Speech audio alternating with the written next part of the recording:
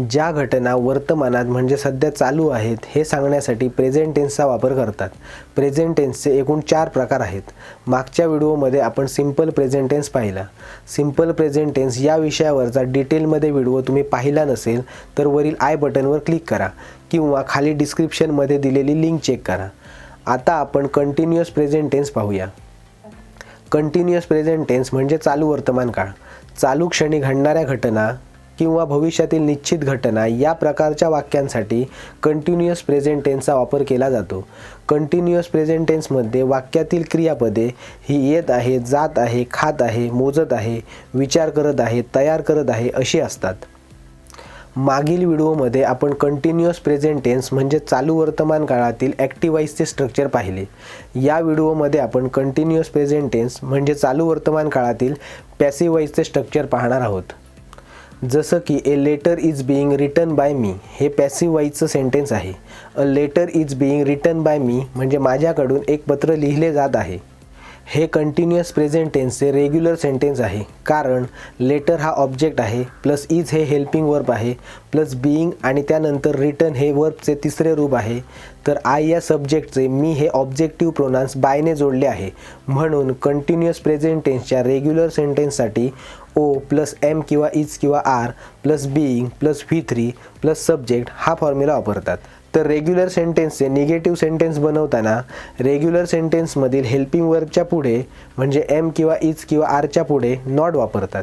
त्यामुळे निगेटिव्ह सेंटेन्ससाठी O plus am किंवा इज किंवा are plus not plus being plus V3 plus subject हा फॉर्म्युला वापरतात. म्हणून a letter is being written by me या वाक्याचं निगेटिव्ह सेंटेन्स येईल a letter is not being written by me किंवा a letter isn't being written by me म्हणजे माझ्याकडून पत्र लिहिले जात नाही. आता a letter is being written by me या रेग्युलर सेंटेन्सचा सिंपल क्वेश्चन बनवताना रेग्युलर सेंटेन्समधील हेल्पिंग वर्ब म्हणजे एम किंवा इज किंवा आर यापैकी एक हे सुरुवातीला घेऊन सब्जेक्ट हा हेल्पिंग वर्बच्या जागी घेतला जातो. त्यामुळे सिंपल क्वेश्चनसाठी एम किंवा इज किंवा are plus O plus being plus V3 plus subject plus question mark हा फॉर्म्युला वापरतात. म्हणून a letter is being written by me या रेग्युलर सेंटेन्सचा सिंपल क्वेश्चन येईल is a letter being written by me म्हणजे माझ्याकडून पत्र लिहिले जात आहे का. तर सिंपल क्वेश्चनचे निगेटिव्ह क्वेश्चन बनवताना सिंपल क्वेश्चनमधील हेल्पिंग वर्बच्या पुढे म्हणजे एम किंवा इज किंवा आरच्या पुढे नॉट वापरतात. त्यामुळे निगेटिव्ह सेंटेन्ससाठी एम किंवा इज किंवा are plus not plus O plus being plus V3 plus subject plus question mark हा फॉर्म्युला वापरतात. म्हणून a letter is being written by me या रेग्युलर सेंटेन्सचा निगेटिव्ह क्वेश्चन येईल is not a letter being written by me किंवा isn't a letter being written by me म्हणजे माझ्याकडून पत्र लिहिले जात नाही का. आता a letter is being written by me या रेग्युलर सेंटेन्सचा WH क्वेश्चन बनवताना सिंपल क्वेश्चनमधील हेल्पिंग वर्बच्या आधी म्हणजे प्रश्नाच्या सुरुवातीला सब्जेक्ट किंवा ऑब्जेक्टला प्रश्न विचारून WH फॅमिलीमधील योग्य तो जसं की what, when, where, who, how इत्यादी शब्द वापरतात व त्यानुसार सब्जेक्ट किंवा ऑब्जेक्टचा प्रश्नानुसार उत्तरामध्ये येणारा भाग वगळतात.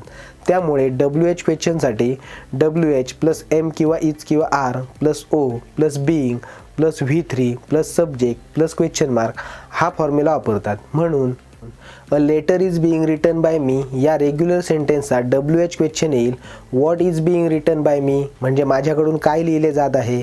येथे what is being written by me या प्रश्नाचे उत्तर हे ऑब्जेक्ट म्हणजे लेटर आहे, म्हणून ऑब्जेक्ट रिमूव्ह केला आहे. जर उत्तर सब्जेक्ट असेल तर सब्जेक्ट रिमूव्ह केला जातो.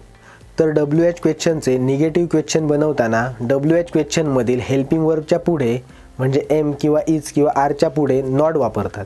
त्यामुळे निगेटिव्ह क्वेश्चनसाठी WH प्लस एम किंवा इज किंवा are plus not plus object plus being plus V3 plus subject plus question mark हा फॉर्म्युला वापरतात. म्हणून a letter is being written by me या रेग्युलर सेंटेन्सचा WH निगेटिव्ह क्वेश्चन येईल what is not being written by me किंवा what isn't being written by me म्हणजे माझ्याकडून काय लिहिले जात नाही. तर हे होते कंटिन्युअस प्रेझेंट टेन्सचे पॅसिव्ह वॉइसमधील फॉर्म्युलाज.